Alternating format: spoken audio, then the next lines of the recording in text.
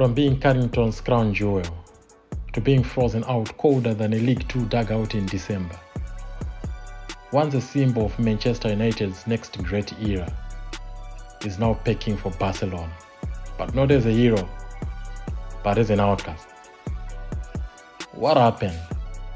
Was it ego, a drop in attitude, or just a brutal clash with a manager who wouldn't bend? Let's unpack it all. This is the rise and fall, quote-unquote, of Marcus Rashford. Marcus Rashford was born on 31 October 1997 in Wythenshawe, South Manchester, one of the most challenging areas in the city. Raised by a single mother, Melaine, in a working-class household, he learned the values of hard work, sacrifice, and perseverance from an early age. His mother often juggled multiple jobs to keep food on the table and a roof over their heads, and Rashford credits her sacrifices as a major influence on his life. Football was his escape and his salvation. By the age of 7, he had joined Manchester United's prestigious academy, a remarkable feat that marked the beginning of a story few could have predicted. He trained at the famous Carrington Training Centre, where legends like David Beckham, Paul Scholes, Ryan Giggs, and Gary Neville once honed their craft. Rashford quickly rose through the ranks, often playing in older age groups, a testament to his exceptional talent. Coaches admired his explosive pace, natural technique, and maturity beyond his years. His big break came in February 2016 with injuries to Wayne Rooney and Anton Martial. The then manager Louis van Gaal gave Rashford a shock call-up to the first team for a Europa League clash against FC Midtjylland.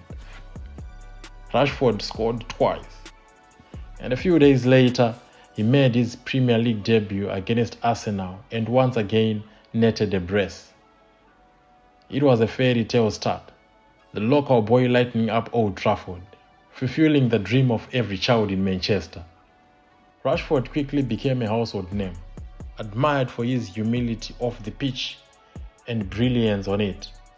In his debut season, he helped United lift the FA Cup, the final trophy under Van Gaal's reign. He added more silverware in the following years, the EFL Cup under Jose Mourinho in 2017 and again under Erik ten Hag in 2023, as well as the Community Shield in 2016 and 2017. Each season seemed to bring promise, and I personally thought he had potential to reach the Ballon d'Or levels. Perhaps his crowning team achievement came in 2017 when United won the UEFA Europa League under Mourinho. Rashford played a pivotal role in that campaign, whether operating from the wings or leading the line. He caused chaos for defenders with his speed, dribbling, and relentless energy. He had the world at his feet. United fans believed they had a future club legend in the making. Following his meteoric rise and heroic efforts off the pitch, Rashford entered 2021-2022 season carrying not just the expectations of Manchester United fans, but also the hopes of a nation. In 2020, he was awarded an MBE for his tireless campaign against child food poverty during the COVID-19 pandemic, an achievement that saw him transcend football and become a symbol of compassion, resilience, and civic leadership. The following year, he received an honorary doctorate from the University of Manchester, cementing his place as a national role model.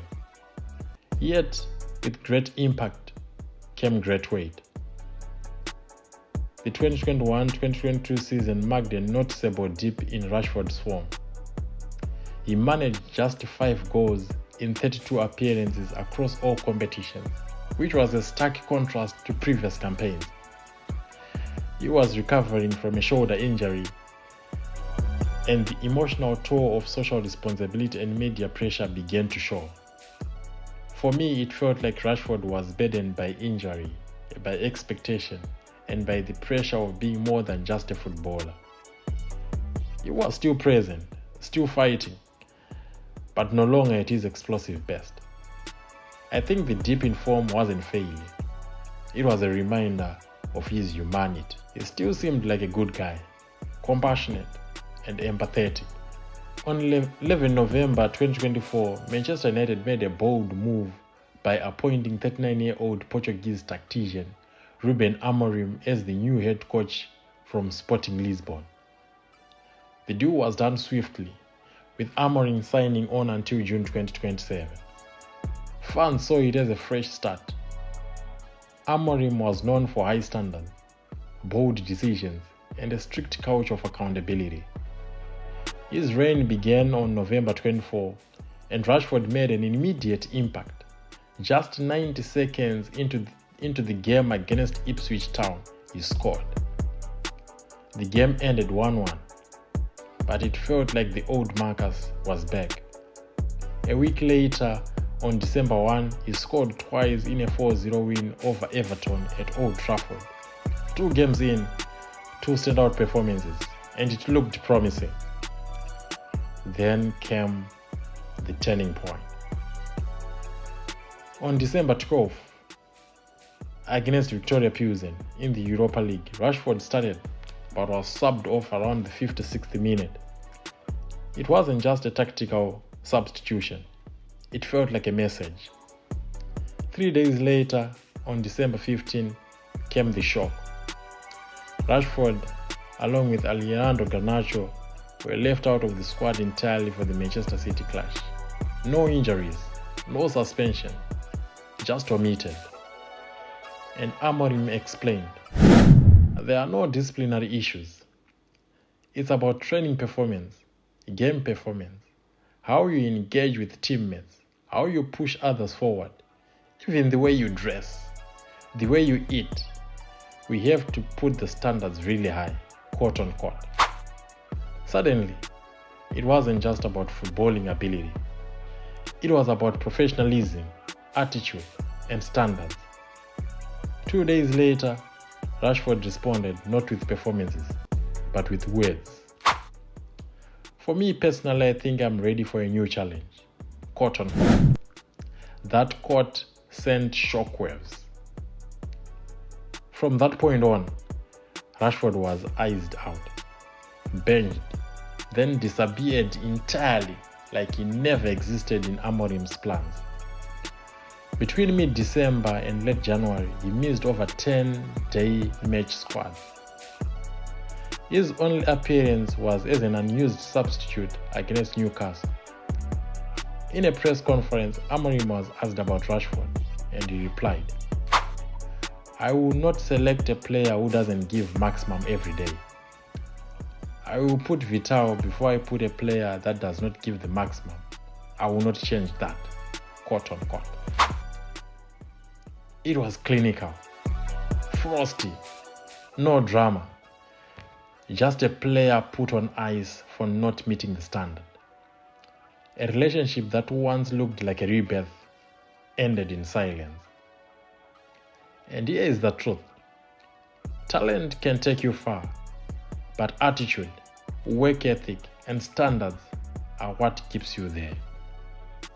I personally thought Marcus would work even harder and prove the critics wrong, but instead, his team launched into PR mode. Stories emerged hinting at discontent. He was supposedly considering a move abroad, with clubs like Barcelona and Juve were named. His camp fed stories suggesting he was misunderstood or stifled by the new regime. By January, he was loaned to Aston Villa, a surprising move considering the gap in stature between the two clubs. Initially, there was hope he would rediscover form in a less pressurized environment, but he never truly settled. Villa couldn't afford his sky-high wages and didn't make the deal permanent. And I personally, I didn't think for a moment that he fancied the Villa deal even. He wanted to play with Lamine Yamal. But here's the coldest twist of all. He is headed for Barcelona. But not as a Galactico style signing or a Ballon d'Or hopeful. This isn't the dream move. It's an escape. A player frozen out, searching for warmth under Spanish sun. He has been reduced from United's homegrown hero to a puzzle piece hoping to fit into someone else's masterpiece. It's a move that says, United door is closed, I'm not wanted here, quote unquote. And maybe, just maybe, he doesn't want it anymore either. So how did it all go wrong? This wasn't just a drop in form. This was a deep freeze. And now the boy from Wythenshawe is trying to thaw out in Catalonia. But will Barcelona revive him? Or will this be the final chapter in a once blazing career that turned ice cold? The curious case of Marcus Rashford is now a cautionary tale. And if there is any hope for redemption, it won't come from PR teams or past glories. It has to come from him. Because if not now, then when? Let us know what you think in the comments. Like, subscribe, and drop your thoughts on Rashford's next move. Is he going to be a comeback king? Or it's a cautionary tale? This is far from over. Until the next video, it's bye-bye for now.